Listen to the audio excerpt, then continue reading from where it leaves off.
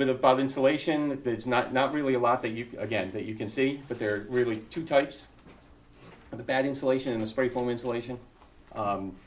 Spray foam is great, seals everything, but the minute that you have a pipe burst or something along those lines, or you need to modify something, it's a pain in the butt because you got to cut everything out. The Batt insulation is very, very common. It's easy to install. It goes in really quickly, and you can move it. It's pliable, all that kind of stuff.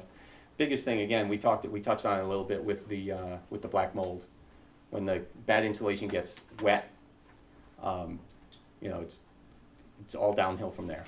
A lot of times, what a home inspector will do is they'll take off switch plates and things like that, because usually there's a little gap in there and you can feel around, or and especially if there's an outlet below a window or someplace that might be a blatantly obvious spot for water to get in. It's a good place where you can kind of poke around and just stick your fingers in and see if there's anything wet or something like that. Okay? Well, one thing I Yes. want to point out with the insulation is how you're supposed to install that insulation. Particularly if it's a hairy homeowner that doesn't know how to put which side where. Right. Yeah. the faced insulation versus non-faced. A lot of times, the most amazing thing is every one of those rolls comes with instructions. Every way? Yeah. Do They're, people read anymore? no, they really don't. The metal goes towards the. I always, it depends on which wall you're insulating. Yeah. Okay, but the faced insulation, the facing faces you. Okay, you don't stuff the facing in the wall. Okay, but follow manufacturer's specifications. I mean, it depends. A lot of them, like John's Manville, actually is an exterior wall facing north, is an exterior wall facing south, is an exterior wall, and says, okay, you need to put it this way, or is it a first floor ceiling, is it a second floor ceiling, is it the attic? And you flip, whether it's faced, or use unfaced here, use faced there, you actually flip it, or you just buy two rolls, one faced and one non-faced, and you put it where they recommend it. Is it really that big of a deal?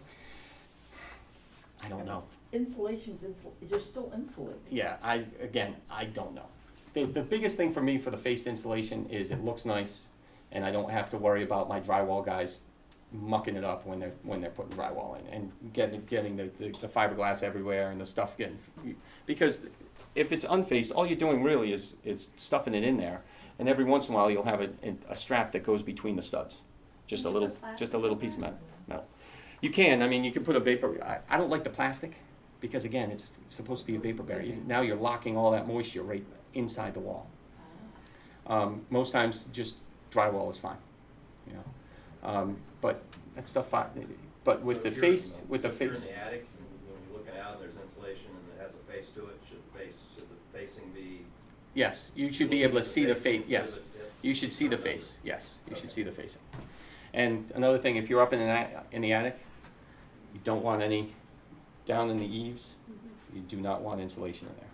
Okay, you want that air from the soffit to be able to get up. They stuff insulation all the way down into the peak, into the corner.